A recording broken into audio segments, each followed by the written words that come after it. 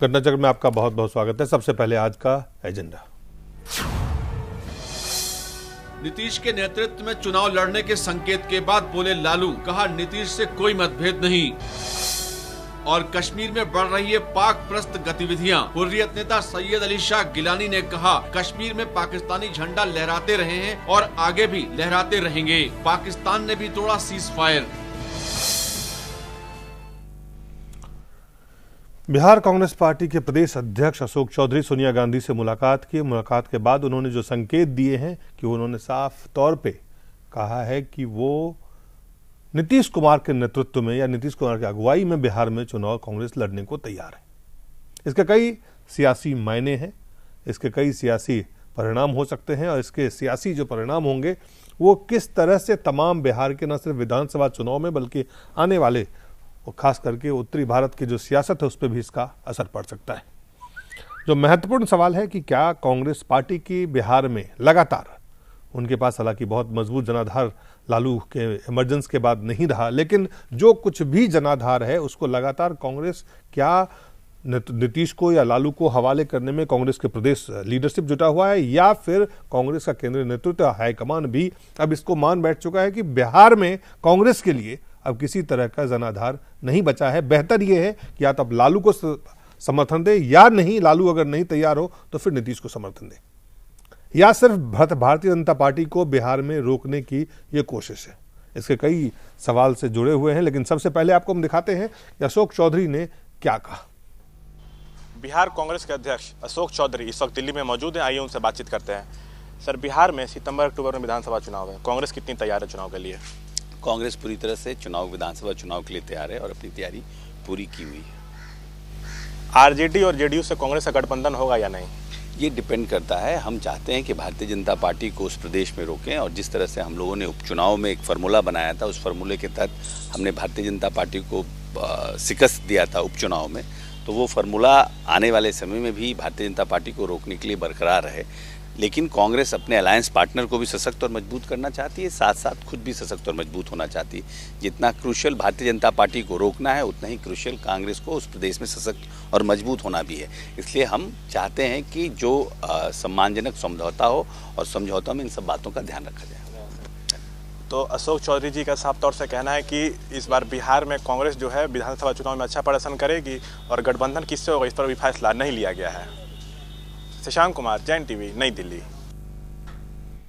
इससे पहले अशोक चौधरी ने साफ किया था कि वो नीतीश के नेतृत्व में चुनाव लड़ेंगे। सवाल कई हैं। हमारे साथ भारतीय जनता पार्टी के नेता हैं रमेश रतन जी हैं, बहुत बहुत स्वागत है। हमारे साथ हैं पुष्पेंद्र कुलश्रेष्ठ और प्रोफेसर पासा साहब हैं, तो बिहार के राजनीतिक विश्लेषक के तौर पर आज हमने उन्हें आमंत्रित किया है। पुष्पेंद्र जी वरिष्ठ पत्रकार हैं। सबसे शुरुआत करते हैं पुष्पेंद्र आपसे।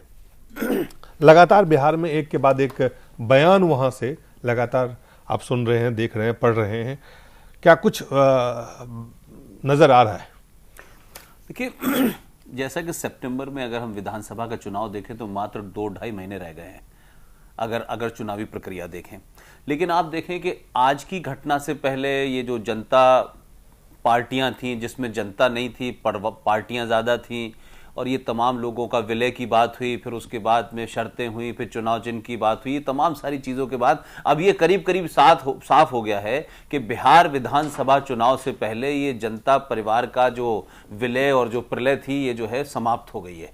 अब इस वक्त कांग्रेस पार्टी का मुझे ये जो मूव है, अगर कांग्रेस पार्टी वहां जेडीयू के नेतृत्व में चुनाव लड़ने जा रही है तो मुझे लगता है कि जो पिछले 1 महीने से कांग्रेस ने जो दिल्ली के अंदर सरकार को घेरने की कोशिश की, चाहे वो भूमि अधिग्रहण का मामला हो, चाहे वो मिडिल क्लास को जिसको ध्यान में रखते हुए जो स्टेट बिल आया था उस पर घेरने का मामला हो, धारा 370 पे सरकार को घेरा जा रहा था, पाकिस्तान पे सरकार को घेरा जा रहा था, कश्मीर की पॉलिसी जो जिस तरीके से कांग्रेस बीजेपी ने वहां सरेंडर किया, इन सबसे बनी हुई जो जमीन थी मुझे लगता था, और जो मोदी का 1 साल था जिसको लोग ये कहते थे कि अच्छे दिन, उस अच्छे दिन को बहुत लोगों का मानना है कि अभी आए नहीं है, ये तमाम सारी चीजों से पहले ही कांग्रेस ने सरेंडर कर दिया है।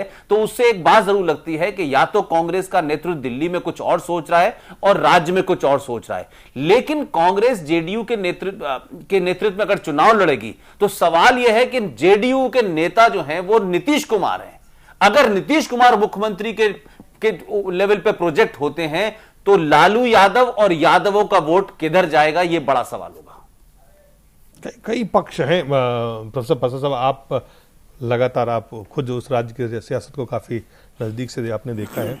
कुल मिला के जो कुछ हो रहा है वो हो क्या क्या दिख रहा है?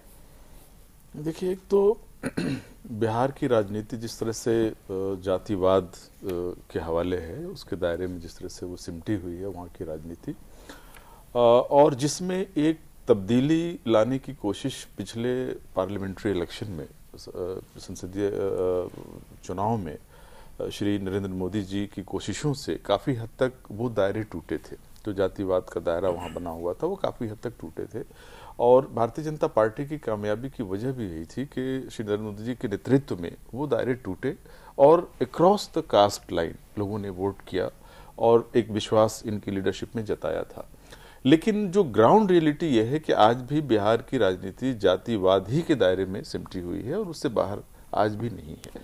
इसलिए आपने देखा होगा कि जिस तरह से बात कर रहे थे अशोक चौधरी जी कि हमने बाई इलेक्शंस में एकजुट होकर के भारतीय जनता पार्टी के खिलाफ एक महाज बनाया और उसमें कामयाबी हासिल की, तो वो महाज बुनियादी तौर पर जातीय समीकरण के हवाले से ही बनाने की कोशिशें हुई थी और उसी की कामयाबी की बात वो कर रहे थे।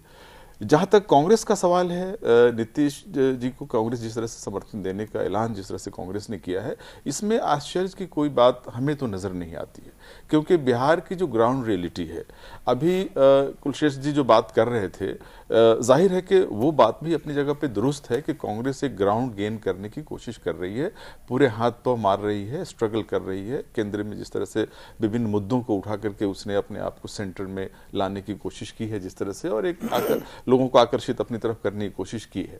बिहार में लेकिन स्थिति दूसरी है। बिहार में कांग्रेस का जो लॉस्ट ग्राउंड है, जो खोया हुआ जनाधार है कांग्रेस का, वो आज भी उस तरह से उसी स्तर पे है, उसी तरह से बिखरा हुआ है कि कोई भी गेन बिहार में हो नहीं पाया है अब तक। और सत्ता का सुख इतने दिनों तक भोगने वाली पार्टी अपने कैडर्स को, अपने लीडर्स को, जाहिर है कि वो बहुत देर तक अपने साथ बांध के नहीं रह सकती अगर वो सत्ता के गलियारों में या सत्ता के पार्टियों के साथ आसपास न रहे। बिहार में कांग्रेस की मजबूरी यही है। कांग्रेस ने देख लिया है कि बिहार में अगर वो लालू के साथ या नीतीश के साथ हैं, तभी जाकर के किसी न किसी हद तक कुछ एमएलए की सीटें मिल जाएंगी, कुछ एमपी की सीटें मिल जाएंगी। ये कांग्रेस की हकीकत है वहां पे। ये वजह है कि वो जाना चाहती है नीतीश के साथ, क्योंकि नीतीश इस वक्त एक तरह से एक बेहतर स्थिति में है अगर आप देखें लालू प्रसाद यादव के मुकाबले में, क्योंकि लालू प्रसाद यादव ने अपने शासनकाल में जिस तरह की परिस्थितियां बिहार में पैदा कर दी थी, वो परिस्थितियां अब लोग आज भी एक तरह से इसको नाइटमेयर कहते हैं ना, एक भयानक ख्वाब की तरह लोग देखते हैं उसको, तो आज भी उसकी कल्पना लोग करके एक तरह से सहम जाते हैं कि क्या उस तरह की परिस्थिति पैदा होने वाली है। तो लालू जी का जो ग्राउंड जो सपोर्ट था, मेरा ख्याल है कि वो बहुत कमजोर हो चुका है। ये एक सवाल फिर मैं रतन जी के पास जाना चाहूंगा। एक लगातार पिछले 15 साल से एक आवाज आती रही है कांग्रेस पार्टी के भीतर से। एक पक्ष है कांग्रेस पार्टी में जो कहते हैं कि हमें पार्टी को खड़ा करना चाहिए, अपने आप को मजबूत करना चाहिए और हमें जो हमारा ग्राउंड था, जो जनाधार था, उसको वापस लेना चाहिए। जबकि दूसरा धड़ा हमेशा ये कांग्रेस पार्टी में रहा है कि जो कहता है कि लालू और नीतीश के साथ या हमें जो वो कहते हैं इस देश में कम्युनल ताकत से लड़ना है या कुछ ना कुछ आधार बना करके किसी दूसरे के साथ, चाहे लालू हो चाहे नीतीश हो, उनके पक्ष में लगातार वो जाते नजर आते रहे हैं। तो दो धरा रहा है। हम राहुल गांधी के अगर हम देखें पिछले कई सालों से उनका जो प्रयास रहा है, खास करके जो बात वो दावे करते रहे कि कांग्रेस को हमें मजबूत करना है। उत्तर प्रदेश में उन्होंने कोशिश की, धराशायी हो गए। तो बिहार को ये जो दोनों आवाजें आ रही हैं इस वक्त, उसमें अगर ये पहली आवाज है जिसमें कि जो चाहते हैं कि नहीं कि वहां पे, अब यहां पे भी दो विकल्प है, एक है जो जेडीयू के साथ और दूसरा विकल्प है आरजेडी के साथ। उन्होंने साफ कर दिया कि वो नीतीश के नेतृत्व में लड़ना चाहते हैं। और आपने अगर रघुवंश प्रसाद सिंह को सुना हो तो लगातार कह रहे हैं कि नीतीश उनके मुख्यमंत्री के दावेदार नहीं हो सकते हैं। वो बहुत आज ही उन्होंने कहा, बयान दिया है कि वो समाज के कई वर्गों में वो आज पॉपुलर नहीं है, उनको लेके असंतोष है। और ये कांग्रेस की तरफ से अगर बयान दिया जा रहा है तो कुल मिला के जो ये महागठबंधन जो पहले उन्होंने उपचुनाव में कोशिश की और अब जो विलय के बाद विलय नहीं होकर गठबंधन के प्रयास में लगे हुए हैं, और यहाँ पे ये बयान कहीं ये राजनीतिक जो बेसिकली बार्गेन करने की जो एक सोच है कांग्रेस पार्टी की कि लालू को के ऊपर दबाव डालने की सोच से तो ये बयान नहीं आया। पसासफ मुझे अच्छा। जी हाँ, नहीं, ये तो जैसा कि मैंने आपसे अर्ज किया कि बिहार की जो परिस्थितियां हैं उसमें कांग्रेस इस वक्त जीरो है, गेन करने की पोजीशन में बिल्कुल नहीं है। और अभी आपने रघुवंश प्रसाद सिंह का उनकी बात की, जाहिर है कि उनका ताल्लुक आरजेडी से है और चीफ मिनिस्टरशिप को लेकर के जो दावेदारी है दोनों पार्टियों के दरमियान, चाहे आरजेडी हो या जेडीयू हो, ये उस दावेदारी को मजबूत करने के ये सब बयानात हैं, उसी का एक ये कांग्रेस का बयान को भी उसी तरह से देखा जाना चाहिए। कांग्रेस के बयान को तो कांग्रेस बुनियादी तौर पर, जैसा कि मैंने कहा था कि कांग्रेस तो अगर अकेले लड़ती है, उन्होंने एक्सपेरिमेंट करके उत्तर प्रदेश में देख लिया था और जाहिर है कि उनको ये मालूम हो गया है कि उनका ग्राउंड पे क्या वजूद है, क्या अस्तित्व है, जाहिर है कि उनको इस बात का अंदाजा है। वही स्थिति बिहार में भी है। बिहार में कांग्रेस अकेले नहीं जा सकती और अकेले जाने के परिणाम वही होंगे कि उनको जाहिर है कि अपनी जमानत जब्त कराने के सिवाय उनके कैंडिडेट्स के पास कोई दूसरा चारा नहीं होगा। तो कहीं ना कहीं वो उसी स्थिति से निपटने की कोशिश कर रहे हैं कि एक ऐसे गठबंधन के साथ हम जाएं कि जिसमें हमें कुछ गेन हो सके सीट्स के टर्म में। मुझे ये नहीं लगता है कि कांग्रेस कोई ग्राउंड बनाने में कामयाब होगी। कांग्रेस इस वक्त देख रहा है कि कुछ सीटें हमें मिल जाए, यहां तक कांग्रेस और सत्ता के साथ बने रहे, बस यही दो चीजें हैं। और उसके साथ साथ एक मैसेज ये दें कि हम भारतीय जनता पार्टी के खिलाफ लड़ रहे हैं और उनके खिलाफ हम मोर्चा बना रहे हैं। तो तीन इस वक्त कांग्रेस का मकसद है, एक कि कुछ सीटें सहयोगियों के साथ, गठबंधन के साथ जीत लें, दूसरा ये कि हम बीजेपी के साथ लड़ाई कर रहे हैं, तीसरा और सत्ता की मलाई भी हमें कुछ मिल जाए। ये तीन मकसद से ये जो पूरी चीजें हैं, ये कसरत के पीछे तीन बातें हैं। रमेश रतन जी, कुल मिलाकर के बीजेपी के लिए ये चीजें जो बहुत आसान शुरुआत में दिख रही थी, पहले जनता विलय तो परिवार का विलय नहीं हुआ, लेकिन गठबंधन की संभावना कांग्रेस के इस सियासी जो दबाव वाले बयान कह लें, जो भी कह लें, इससे बीजेपी के लिए कठिनाइयां पैदा हो सकती है। देखिए, जो कांग्रेस जो कल तक जो देश की सबसे बड़ी पार्टी कही जाती थी जी, और उस देश की पार्टी का अस्तित्व बारी बारी से जीरो पर सिमट गया है और पार्लियामेंट में तो 10% का रेशियो भी नहीं रहा, 44 पर ही रह गए। वही कांग्रेस है जिसका मैंडेट जो है साझा स्वीकार नहीं करते, अलायंस स्वीकार नहीं करने का स्वभाव था, गठबंधन चाहिए ही नहीं था। लेकिन आज इनका अस्तित्व जो जब समाप्त हो गया है, तो ये क्विक जो इनिशिएटिव लिया है उसका सीधा सा मकसद है कि आज चाहे तो अपोजिशन में जो राहुल जी, सोनिया जी जो भी कुछ बोल रहे हैं, वो बहुत ही जल्दबाजी से अपने अस्तित्व को कैसे दूसरे लोगों के सामने बचाने का प्रयास किया जाए, उसका रूप उनके दो शब्द अशोक जी ने बड़े खुले कहा है, बीजेपी को कैसे शिकस्त दी जाए और हम सशक्त कैसे बने, उन्होंने मकसद बता दिया। और ज़मीनी हकीकत यह है कि मैं आपके बिल्कुल चैनल के माध्यम से बता रहा हूँ कि बिहार की जनता, जैसा कि पाशा जी ने बताया, कि वहाँ जो जात जो खेमे बटे थे और वो खाइयाँ काफ़ी गहरी हैं। कल एक दूसरे के जो दुश्मन थे, वो दुश्मन के स्वरूप को, चूँकि अब ये निश्चित है कि नीतीश जी इस समय अगुवा हैं, 17 साल के गठबंधन के स्वरूप को लेकर के एक वोट ऑफ परसेंटेज और सीट के हिसाब से नंबर 1 है। तो नंबर 1 पर वो कोई दूसरा नहीं बनता, तो कांग्रेस ने एकदम से जल्दबाजी करके पहला स्टेप ले लिया कि भाई हम जो है इनको नीतीश जी को ही चाहेंगे। होना निश्चित वही है, लेकिन ये बिल्कुल दृढ़ता के साथ बता दूं कि इनका जो अलायंस है वो बिहार की जनता जान चुकी है और बिहार की जनता विकास चाहती है और विकास दिल्ली के एक स्वरूप से देख करके महसूस हो चुका है कि बिहार यानी स्टेट और सेंट्रल का जब तक कोऑर्डिनेशन कॉम्बिनेशन नहीं होगा, बिहार का विकास किसी सूरत से नहीं होगा। इसलिए बीजेपी को कोई किसी तरह का बिल्कुल खतरा नहीं है। ये जमीनी हकीकत, जो गणित है, ये जमीनी हकीकत। चलिए एक कई सारे सवाल हैं, क्योंकि बहुत दिलचस्प है जिस तरह से बिहार में जो खींचतान कह लें या सियासी समीकरण बनाने से पहले एक दूसरे को कहीं ना कहीं बार्गेन करने के लिए तमाम बयान दिए जा रहे हैं। चाहे वो आरजेडी के नेता बयान दे रहे हो, चाहे जेडीयू के नेता बयान दे रहे हो, चाहे नीतीश कुमार ने बयान दिया कि तमाम सीटों पे लड़ लें आरजेडी, तमाम तरह के नेता, चूंकि इनको पता है कि भारतीय जनता पार्टी को लड़ना है, तो इन्हें अकेला भारतीय जनता पार्टी से ना तो जेडीयू, ना आरजेडी, ना कांग्रेस सीधा मुकाबला, क्योंकि भारतीय जनता पार्टी के साथ बिहार में रामविलास पासवान की पार्टी भी है, साथ ही साथ उपेंद्र कुशवाहा की भी पार्टी का उनके, तो उन्हें एक गठबंधन में वो लड़ रहे हैं। उसके साथ जीतन राम मांझी जो नए डोमिनेंट प्लेयर वो एक ऐसे दलित चैंपियन के रूप में बिहार में उभर के आए हैं जो आज खुद तो जीत नहीं सकते हैं, लेकिन जिस गठबंधन या जिस पार्टी की तरफ जाएंगे वहां कुछ फीसद वोट जरूर ले जा सकते हैं। कुल मिलाकर के इन तमाम जो बयानबाजी है, उस बयानबाजी के पीछे सियासी कसरत है और सियासी कसरत को हम समझने का प्रयास कर रहे हैं। एक छोटे से ब्रेक के बाद जल्द वापस लौटते हैं।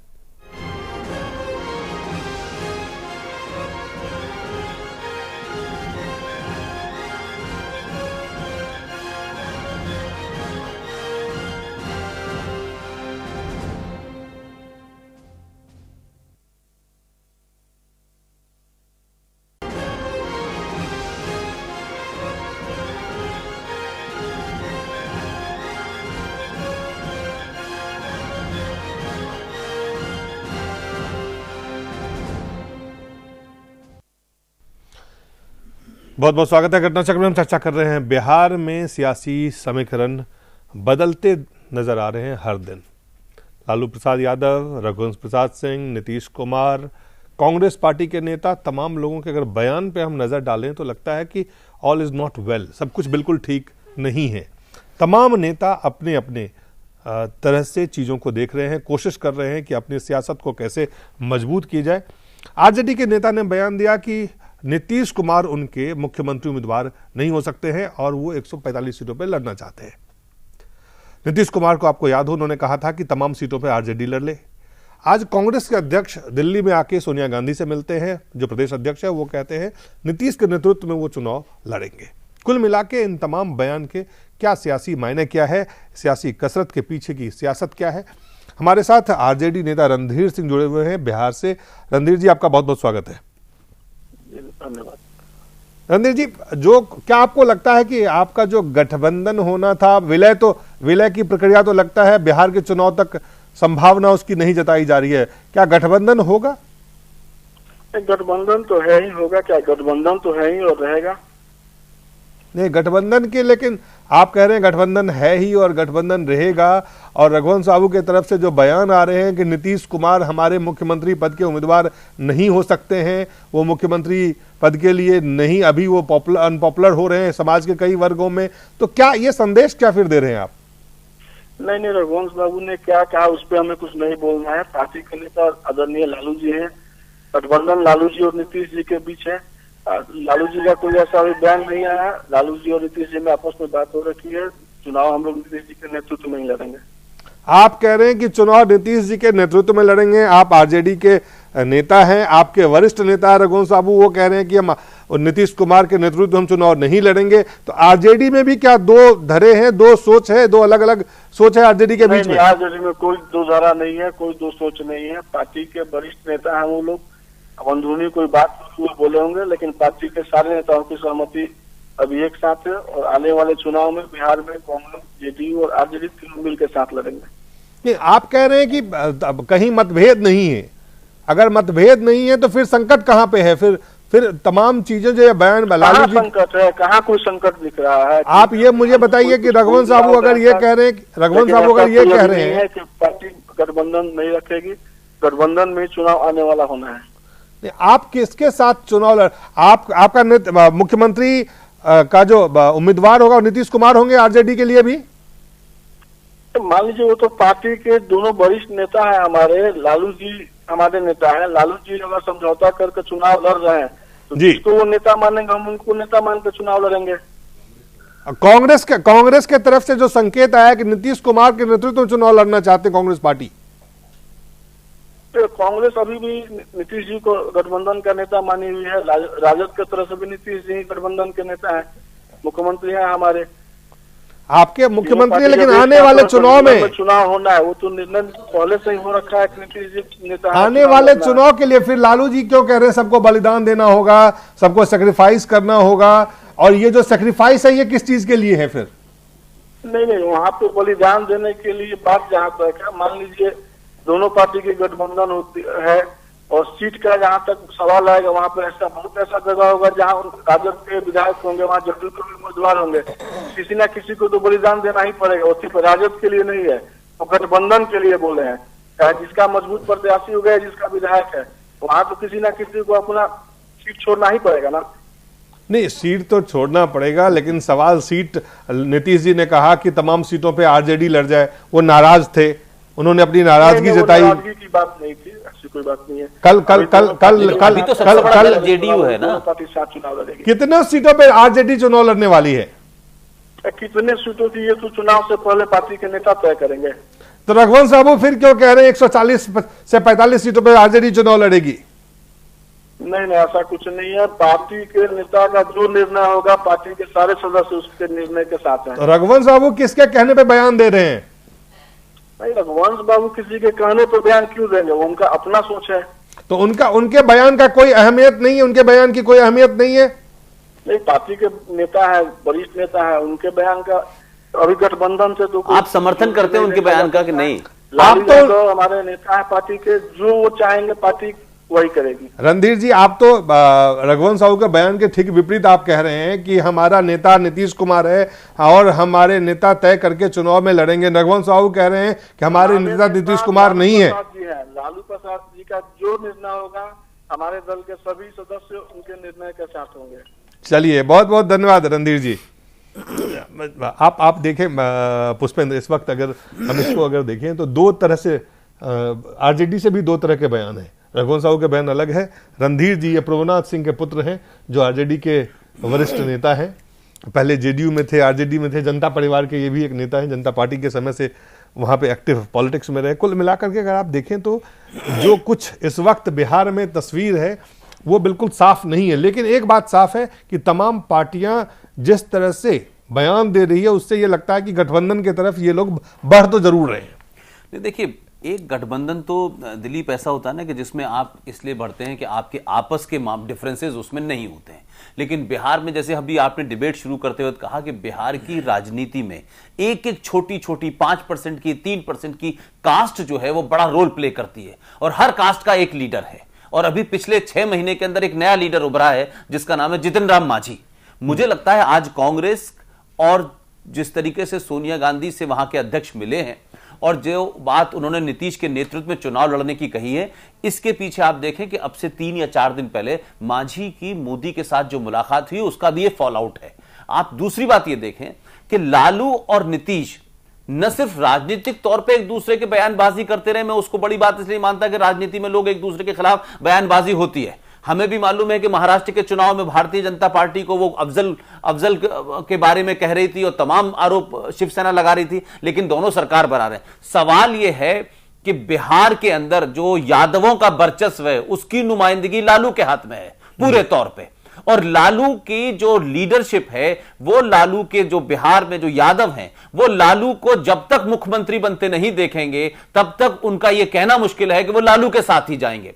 और अगर किसी भी तरीके से नीतीश कुमार को प्रोजेक्ट कर दिया गया जिस तरीके से कांग्रेस ने किया है, तो आप ये माने कि इन 3 लोगों का, आरजेडी, जेडीयू और कांग्रेस का तो गठबंधन लोकसभा में था, तो वो तो टूटा नहीं था, उसके बावजूद भी जनता परिवार की बात हो रही थी। मेरा कहना है कि अभी लालू के सामने संकट यह है कि नीतीश को जैसे ही वो लीडरशिप अपनी मानेंगे कि हम इनके नेतृत्व में चुनाव लड़ेंगे, तो यादवों का बिखरना तय है, क्योंकि उनका अपना लीडर जो है वो मुख्यमंत्री बनता दिखाई नहीं देगा।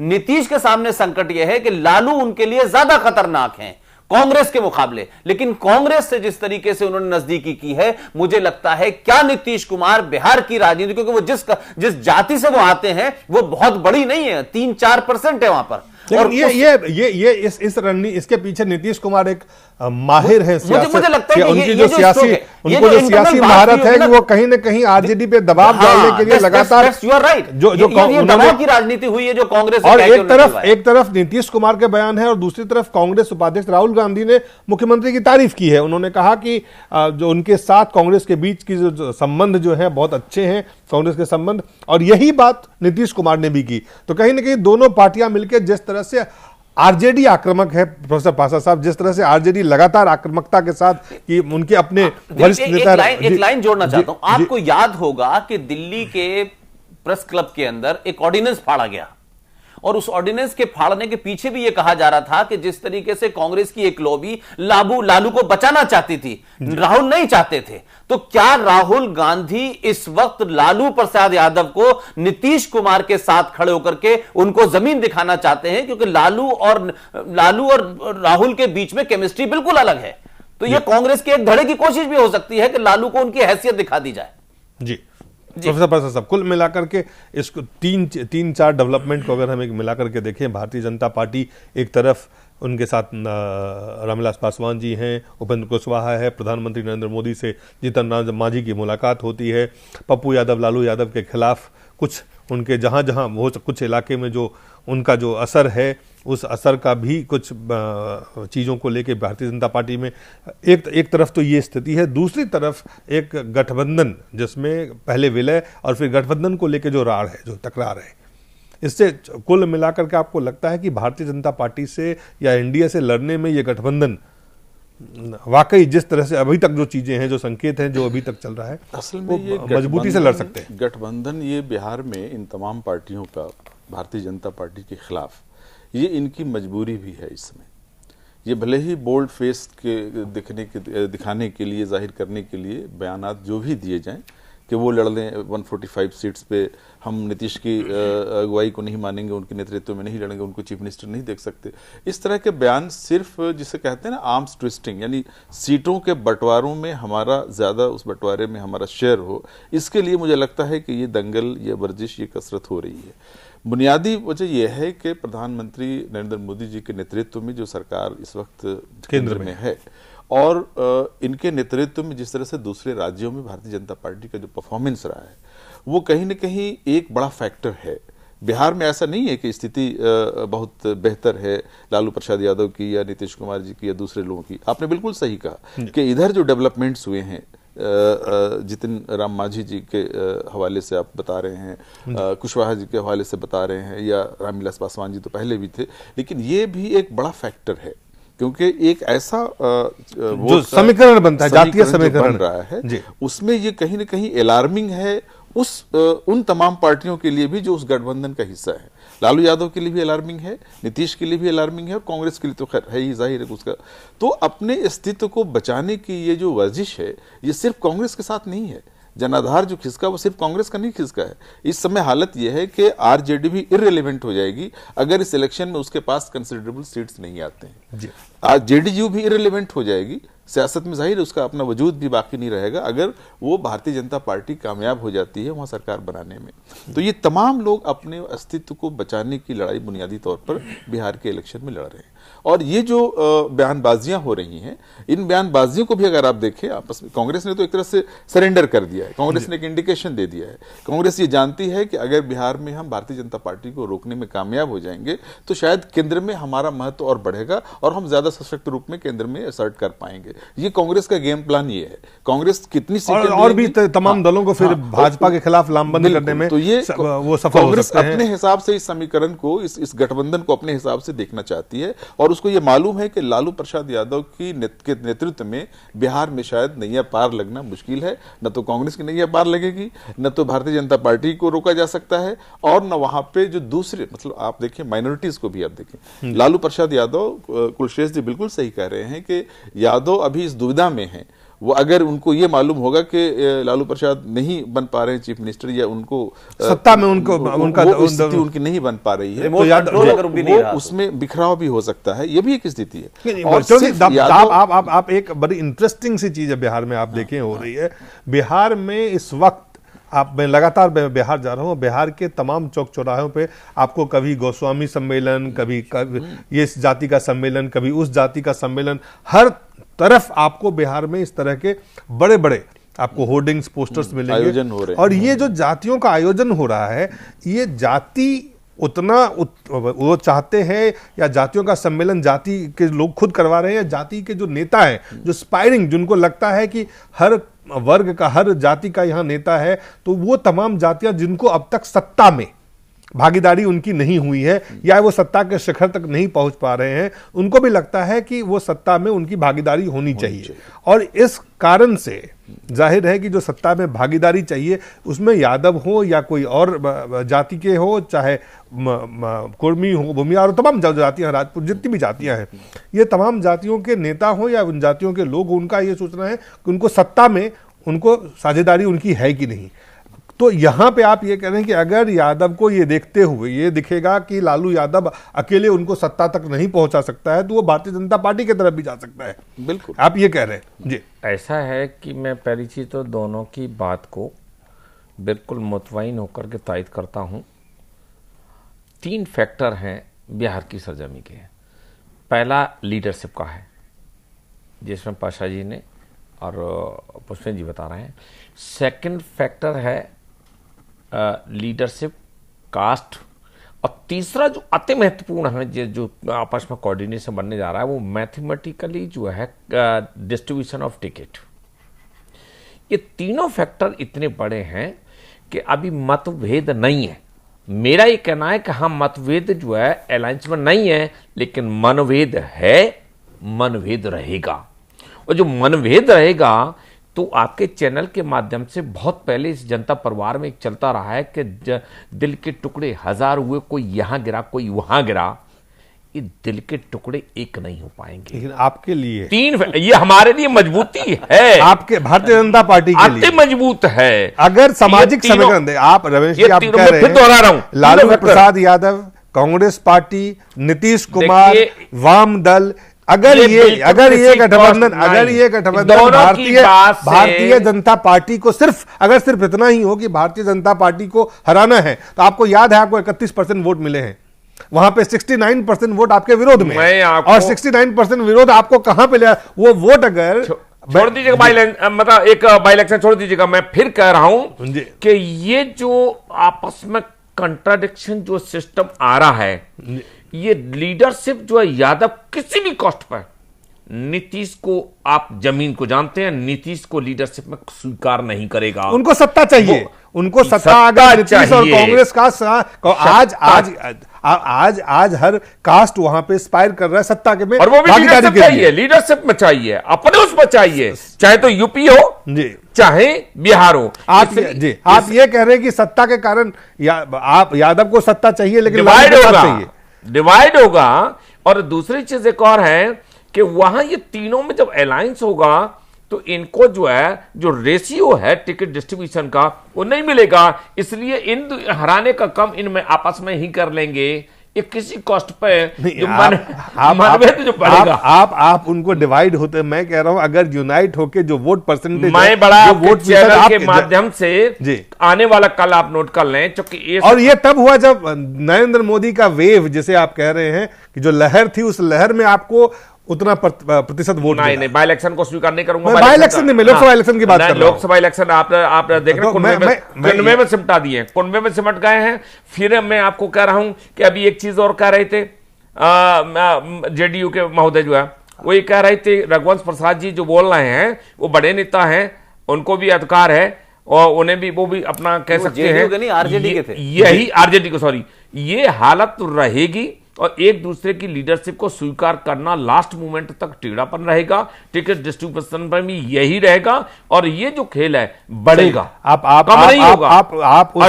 आप इस खेल के नेगेटिव जो परिणाम है, उसके जो नकारात्मक परिणाम है, उसका विश्लेषण कर रहे हैं। मैं कह रहा हूं कि अगर इसके सकारात्मक परिणाम हुए इस समीकरण के, और बिहार में जाति से सियासत नहीं चलती, जातीय समीकरण से सियासत वहां पे सत्ता तक पहुंचता है, वहां पे जिसको हमने कभी सोशल इंजीनियरिंग का नाम दिया, कभी हमने डेवलपमेंट एजेंडा में उसको, लेकिन वहां पे समीकरण बनता है। और इस समीकरण, इस वक्त आप कह रहे हैं कि जो समीकरण बनेंगे उसमें मतभेद ही नहीं, मनभेद भी है, और मनभेद से आपको फायदा होगा, निश्चित मनभेद से आपको फायदा। लेकिन समीकरण के जो वोट होते हैं, जो मतदान होते हैं, जब मतदाता होते हैं, वो जो फीसद होता है, वो कितना असर डालता है, ये सबको पता है। फिलहाल एक छोटा सा ब्रेक लेते हैं, ब्रेक के बाद जल्द वापस लौटते हैं।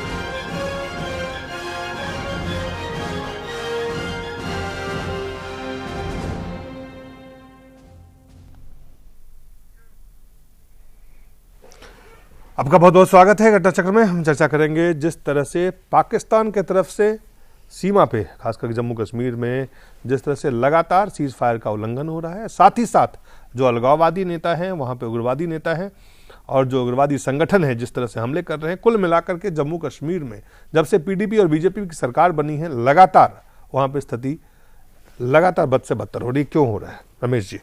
भारतीय जनता पार्टी की तरफ से आप जम्मू कश्मीर में आप देखिए, चुनाव हुआ, चुनाव के बाद जो चीजें हो रही है, आपको लगता है ऐसी चीजों के लिए वहां पे नहीं, जो उसका दूसरा पहलू भी देखिएगा कि पहले जिस टाइप से होता था, और वो तो सरकार बनते ही ओपन तरीके से कह दिया कि गोली का जवाब गोला से दिया जाएगा। और दूसरा इसमें जिस तरीके से, चूंकि मैं भी उस तमाम जो सुचितगढ़ है, आरएसपुर है, कठुआ है, सारे बॉर्डर पर बीएसएफ के जवान और सारे लोगों के बीच में मैं भी जो रहा, तो उन्होंने जो कहा कि जो हौसला अफजाई जिस तरीके से सरकार में हुई है उतना पहले कभी नहीं हुई। सरकार में जो पहले तो ये लगता था कि क्या होगा, कैसे जो है, लेकिन वो चीज़ें अब नहीं है। दूसरी चीज़, एक और 4 दिन पहले अभी माननीय राजनाथ सिंह जी जो है वहाँ गए, जाकर के ये बोला है कि जिस तरीके से जमीन पर जो हो रहा है वो हिंदुस्तानी सरजमीन पर वो किसी सूरत से बर्दाश्त नहीं किया। लेकिन उसके बाद वो चीजें लगातार बढ़ रही है। उन्होंने कहा पाकिस्तानी झंडे हम बर्दाश्त नहीं करेंगे। गिलानी साहब कह रहे हैं कि ये झंडे लहराते रहेंगे, आज ही नहीं हम भविष्य में भी लहराएंगे। नहीं, हो रही है, लेकिन मैं आपको आपके चैनल के माध्यम से बता देना चाह रहा हूं कि ये अधिक इंतजार की घड़ियां नहीं होंगी, ये कतई बर्दाश्त नहीं होगा। आप एक तरफ कहते हैं हम बर्दाश्त नहीं करेंगे, दूसरी तरफ उसमें इंक्रीज हो रहा है। तमाम अलगाववादी संगठन पाकिस्तानी झंडे को लेके डेली वहां पे प्रदर्शन कर रहे हैं, वहां पे रैली कर रहे हैं। ये देखने को बिल्कुल मिल रहा है, लेकिन सरकार सजग है पूरी तरह से। फोन के टावर उड़ाए जा रहे हैं वहां पे। नहीं, लेकिन जो भी हो रहा है उसका क्विक रिएक्शन हो रहा है और मुस्तैदी के साथ हो रहा है, ऐसा नहीं है। लेकिन पहले जो इंतजार करिए वो नहीं है। और दूसरा, क्या कुछ रिएक्शन जो कह रहे हैं, रिएक्शन कुछ हो रहा है वहां पे श्रीनगर में? लेकिन नहीं, मैं जो जम्मू कश्मीर में जो मेरी सरकार से सवाल है वो ये है कि किसी ने एक्शन किया, आप रिएक्शन कर रहे हैं। देश में, दुनिया में 2 देशों के बाद में जो संबंध होते हैं या जो कोई रणनीति तय होती है, डिप्लोमेसी होती है, वो इस बात पे नहीं होती आपने पत्थर फेंका तो हमने ईंट फेंक दी। भाई ये नौबत ही क्यों आ रही है? ये कोई पाकिस्तान पहली बार तो नहीं कर रहा है, क्या कहते हैं कि उसने साहब सीज फायर कर दिया। इस सरकार के बनने के बाद सीज फायर की इतनी जबरदस्त घटनाएं हुई हैं, ये बात अलग है कि भारत ने भी बड़ी जबरदस्त तरीके से जवाब दिया है। लेकिन मैं ये कह रहा हूं कि पाकिस्तान जब सीज फायर कर देता है तो आप कहते हैं हम गोली का जवाब गोले से देंगे, लेकिन ये गोला ऐसा फेंकिए कि दोबारा वो कोशिश ना करे ना। आप तो कंटिन्यूस इसी में एंगेज है। मेरी बात सुन ले मेरे, मैं ये पूछ रहा हूं भाई मेरे कि पाकिस्तान के साथ आपकी जो नीति है उसकी वजह से कश्मीर को आपने दोबारा से फिर आग में धधक दिया है। एक तरफ आपके बयान वीर सिंह ठाकुर साहब जो है देश के गृह मंत्री, संसद में कुछ बोलते हैं, संसद के बाहर कुछ बोलते हैं, संसद के अंदर ये कहते हैं कि साहब हम धारा 370 से छेड़खानी नहीं करेंगे। अच्छी बात है, एक फैसला ले लिया आपने, 65 साल के बाद आपने यू टर्न ले लिया, चलिए देश मानने को तैयार है। लेकिन फिर 2 दिन के बाद कहते हैं नहीं वो हमारे एजेंडे में है। तो ये सवाल जो है आप कंफ्यूज कर रहे हैं लोगों को। दूसरी बात, आप परसों बैठ करके आपके गृह मंत्री देश के लुटियन जोन में एक बड़ी प्रेस कॉन्फ्रेंस कर रहे थे जहां 250 पत्रकार मौजूद था, और बहुत शब्दों में, जिस शब्दों की हिंदी में वो जिस तरह से बोलते हैं, उन्होंने कहा भारत का झंडा, पाकिस्तान का झंडा भारत की धरती पे किसी कीमत पर बर्दाश्त नहीं किया जाएगा, हम और सब बर्दाश्त कर सकते हैं। जिस वक्त वो कह रहे थे उसी वक्त शब्बीर शाह वैली के अंदर न सिर्फ झंडा फहरा रहा था बल्कि नारे लगा रहा था। और जब आपने यह कहा उसके बाद आज बयान यह आ गया सैयद शाह गिलानी का कि झंडा फहरेगा, हर हालत में फहरेगा, वो हमारा हित चिंतक है पाकिस्तान, हम उसके साथ हैं, वो हमारे साथ है।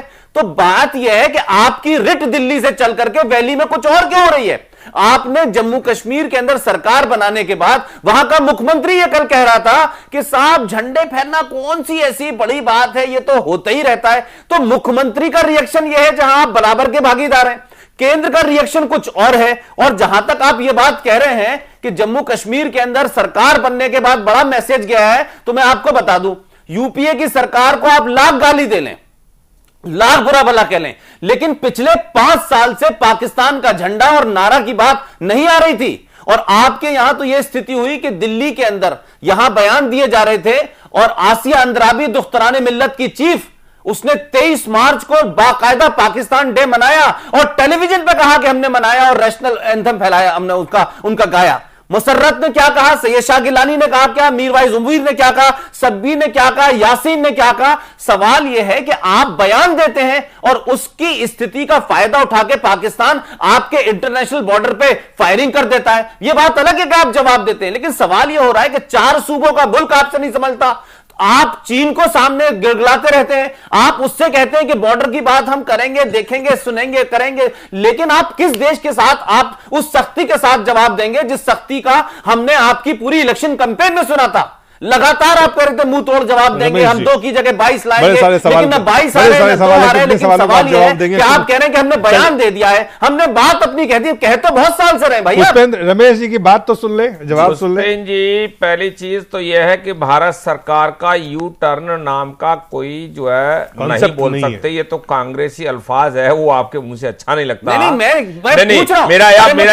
सुन लीजिएगा, धारा 370 आपके मुंह से भी निकला। धारा 370 का जो प्रोसीजर है वो प्रोसीजर न तो स्टेट से पूरा हो रहा है, न सेंट्रल से पूरा हो रहा है, और न ही मैनिफेस्टो में था, ना अब है। लेकिन ये बता दिया गया कि 370 जब ये स्थिति आएगी, अभी हम जो चीज नहीं कह करके चले उसे अगर कह करके चलते हैं तो यू टर्न कहेंगे, बी टर्न कह लेना, कोई टर्न कर लेना, लेकिन वो किसी टाइप से न तब था न आज है। जिस समय होगा मैनिफेस्टो में भी होगा, स्टेट से सिस्टम बना करके प्रोसीजर एडॉप्ट सेंट्रल में भी होगा।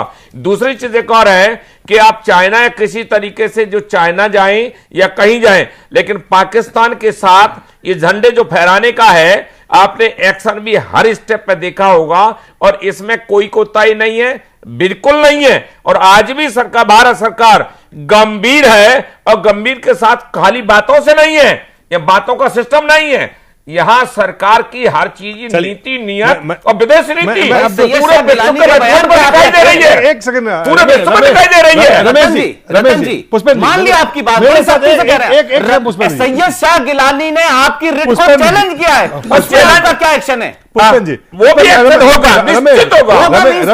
रमेश जी, एक से आपके सामने आएगा ना। नेशनल कॉन्फ्रेंस के नेता हैं अब्दुल रशीद साहब हैं हमारे, बहुत बहुत स्वागत है आपको। मेरी आवाज आ रही है? जी जी जी। रशीद साहब, जो कुछ इस वक्त घाटी में जम्मू कश्मीर में हो रहा है, उस पर क्या कहना चाहेंगे आप? पाकिस्तानी झंडे फहराए जा रहे हैं। तो यही कहूंगा कि बदकिस्मती से कश्मीरी अवाम जो है जी, रियासत के अवाम की बात कर रहा हूँ मैं, जम्मू और कश्मीर में अवाम जो है वो बहुत ही अजीब मखमसे में फंस चुके हैं। उन्हें तवक्का थे कि जो मोदी सरकार के आने के बाद जो ये बताया गया था कि वाजपेयी जी के नक्श कदम पे ये चलेंगे और ये अमन के लिए कोशिश करेंगे, और तनाव जो है आपस में इनका दोनों मुल्कों में वो कम होगा तो कश्मीर की हालत सुधर जाएगी। और साथ में ये ख्याल था कि मुफ्ती मोहम्मद सईद जैसे मुदब्बिर सियासी रहनुमा यहाँ पर हुकूमत संभालेंगे तो अवाम के मसाइल का मदावा होगा। लेकिन लगता है कि वो खुद एक अंधेरे में फंस गए हैं, डायरेक्शन लेस है सारा मामला, और मायूसी में बैठे हैं। मैं आपसे एक सवाल पूछना, एक सवाल यहाँ ऑपरेट कर रहे हैं, और सरकार के एक सवाल पूछना चाहता हूँ रशीद साहब। कैसे इसको होल्ड करें? रशीद साहब, एक सवाल पूछना चाहता हूँ आपसे। जब लगातार वहां पे पाक परस्त और खास करके पाकिस्तानी झंडे को लहराने वालों की संख्या, उस तरह की रैलियों की संख्या, उस तरह के बयान की संख्या, और जो भारत विरोधी वहां पे एक्टिविटीज है उसमें काफी बढ़ोतरी हुई है, क्या कारण है? कारण तो यही है कि जो लोग इस वॉर में, प्रॉक्सी वॉर में फंसे हुए थे जी, उन्होंने तो दस्तबरदारी दी नहीं। वो अपनी बात को जिंदा रखने के लिए कोई न कोई ऐसा काम करते रहते हैं। तो इसके लिए जो सरकार के जो हाथ होते हैं इस मामले को होल्ड करने के, वो शायद उसमें कोई विल नहीं है या डायरेक्शन नहीं है उनको। और एक बड़ी बात यह है कि मरकजी सरकार और रियासती जो ये इनका एक गठबंधन जो है, गठबंधन के दोनों सीट जो है या एक दूसरे पर ट्रस्ट नहीं करते हैं। आपसे एक सवाल पूछना चाहते हैं, हमारे साथ वरिष्ठ पत्रकार पुष्पन कुलश्रेष्ठ है, एक सवाल पूछना चाहते हैं आपसे। मेरा सिर्फ एक छोटा सा सवाल यह है कि आप कश्मीर की सबसे पुरानी पार्टी हैं, आप मरकज में भी कई बार रहे हैं, आपका नेशनलिस्टिक व्यू रहा है लगातार। मेरा सवाल सिर्फ छोटा सा है कि कश्मीर के अंदर हुर्रियत लीडर और प्रो पाकिस्तान पेड एजेंट जो हैं, जो लगातार बार बार भारत की रिट को चैलेंज करते हैं, पाकिस्तान के झंडे फहराते हैं, उनकी मजम्मत नेशनल कॉन्फ्रेंस खुल के क्यों नहीं करती? भाई मैं ये भी आपको कहना चाहता हूँ, मैं इस वक्त नेशनल कॉन्फ्रेंस से हिस्सा नहीं हूँ, लेकिन नेशनल कॉन्फ्रेंस की भी पैदावार हूँ। मैं उस हैसियत से आपको ये कहूंगा कि नेशनल कॉन्फ्रेंस ने जितनी जद्दोजहद की दमदारी के साथ और सफाई के साथ, वो उसकी भी कोई कदर नहीं हुई, वो भी लाचार हो गए। लिहाजा एक सूरत ऐसे सामने आई कि जो आप लोगों ने चूज किया कि यहाँ एक नई सियासी हवा चलाएंगे, नए संगठन बनाएंगे, नया इतिहाद कायम करेंगे, तो वो कर दिया। वो करके देख लिया कि और मामला ज्यादा पेचीदा हो गया। चलिए रशीद साहब, बहुत बहुत धन्यवाद। प्रोफेसर पासा साहब, कुल मिलाकर के हम लगातार देख रहे हैं कश्मीर में जो स्थिति बन रही है, एक बार फिर आप अगर देखें वो लगातार जिस तरह से जो अलगाववादी ताकत है, हुर्रियत के नेता है या उग्रवादी नेता है, लगातार अपने निशाने पर, चाहे वो टावर हो, चाहे वो सेना हो, चाहे सिविलियन हो, या फिर भारत विरोधी नारे हों, या फिर पाकिस्तानी परस्त नारे हों, या पाकिस्तानी झंडे हों। ये बिल्कुल सही कहा आपने कि जिस तरह से कश्मीर में, जम्मू कश्मीर में जो हालात इस वक्त हैं, पिछले 6 महीने के अंदर जिस तरह के हालात पैदा हुए हैं, वो यकीनन बहुत ही हमारे लिए चिंता का विषय है, क्योंकि वो संगठन जो हुर्रियत के जो मुख्तलिफ धड़े हैं या जो उग्रवादी वहाँ दूसरी तंजीमें हैं, संगठन हैं, वो जिस तरह से ग्राउंड गेन कर रहे हैं, और 6 महीने के अंदर जिस तरह से उसने ग्राउंड गेन किया है, और जिस तरह के मुजाहरे वहाँ पर हुए हैं, रैलियाँ वहाँ पे हुई हैं, जिस तरह से पाकिस्तान के झंडे वहाँ पे फहराए जा रहे हैं, मैं समझता हूँ कि ये स्थिति बहुत ही हमारे लिए चिंताजनक है, क्योंकि ये पहले इस तरह की स्थिति ऐसी नहीं थी। होते थे वाक़यात, इस तरह के होते थे, लेकिन इस सतह पर नहीं होते थे जिस सतह पर पिछले 6 महीने के अंदर हुए हैं। आपने सीज़फायर का जिक्र किया, एक दूसरा पहलू है, लेकिन मैं ये समझता हूँ कि ये कहीं न कहीं जम्मू कश्मीर को लेकर के और पाकिस्तान के हवाले से हमारी जो नीति होनी चाहिए थी, जो पॉलिसी होनी चाहिए थी केंद्र सरकार की, उसमें कोई बदलाव हमें नज़र नहीं आ रहा है। कांग्रेस के ज़माने की जो नीतियां थी, कमोबेश उन्हीं नीतियों पर हमारी मौजूदा सरकार भी उन्हीं नीतियों पे चल रही है। तो ज़रूरत इसकी है कि अगर हम जम्मू और कश्मीर को सिर्फ अगर इलेक्शन के टर्म में अगर हम देखें, तो वहाँ भारतीय जनता पार्टी के लिए प्रॉब्लम ये है कि भारतीय जनता पार्टी केंद्र में भी सत्ता में है और वहां भी वो अलायंस का हिस्सा है, सहयोगी दल है। तो जो भी स्थिति पैदा होगी कश्मीर में, पाकिस्तान के जरिए पैदा की जाए, वहां के उग्रवादियों के जरिए पैदा की जाए, उन तमाम परिस्थितियों का कहीं ना कहीं एक बराह रास्त एक इल्जाम भारतीय जनता पार्टी पर आएगा। भारतीय जनता पार्टी की नाकामी इस हवाले से उभर के सामने आएगी, क्योंकि अगर आपने कोई बिल्कुल अभी पुष्पेंद्र जी ने जो बात कही कि कोई बुनियादी तब्दीली पॉलिसी में नजर नहीं आ रही है, जिससे ये हमें विश्वास हो कि ये हमारी जो सरकार है, मौजूदा सरकार भारतीय जनता पार्टी के नेतृत्व में, वो कश्मीर के मसले को, जम्मू कश्मीर को मसले को लेकर के कुछ अलग नीति रखती है, और हम शायद उस परिस्थिति से, जिन परिस्थितियों में हम अब तक फंसे हुए थे, शायद उनसे हम बाहर निकल पाएंगे और वहां की स्थिति को ठीक कर पाएंगे। वो हमें कहीं दिखता नजर नहीं आ रहा। रमेश जी, क्या लगता है कि भारतीय जनता पार्टी वहां सरकार बना के बीडीपी के साथ केंद्र में सरकार है, जो स्थिति बन रही है उसमें आपकी कहीं ना कहीं एक बैकफुट पे आप है जवाब देने में? नहीं, चिंता का विषय निश्चित है, लेकिन बैकफुट पर होने का कोई दूर दूर तक नीति और नीयत दोनों ही बड़ी शुद्धता के लिए साफ है। और मैं ये बता रहा हूं कि आपको चंद दिनों में ही आपको दिखाई देगा कि किस तरीके से कैसे निपटेंगे। विपक्षी दल लगातार आप पे हमला कर रहे हैं। नहीं, मैं फिर कह रहा हूं कि मुस्तैदी के साथ निपटा जाएगा किसी भी सूरत से। ये तो आप पहले दिन से कह रहे हैं। नहीं, पहले दिन कह नहीं रहे, आप जो दावे कर रहे हैं उसकी हकीकत कुछ और है। दावा ही नहीं कर रहे, ये आपको जमीन पर नजर आएगा, बड़ी दृढ़ता के साथ नजर आएगा। लास्ट वर्ड पुष्पन। मैं सिर्फ 2 बातें कह रहा हूं। देखिए, हो सकता है धारा 370 के लिए 370 सीटें चाहिए, समझ में आता है, केंद्र का मामला है, इसका मामला है, उसका। 2 मुद्दे ऐसे हैं जिसपे इस देश में वैसे किसी एक आदमी को नौकरी ना मिले तो आधे पेज का एडिटोरियल छप जाता है। इस देश में मानव अधिकारों के हक की, इतनी हकूक की बातों पे ऐसा लगता है कि म्यांमार और मेबी और बर्मा में कहां कहां ह्यूमन राइट वायलेशन हो रहा है, उसके लिए पूरी दुनिया में लोगों के दिल के अंदर दर्द उमड़ जाता है।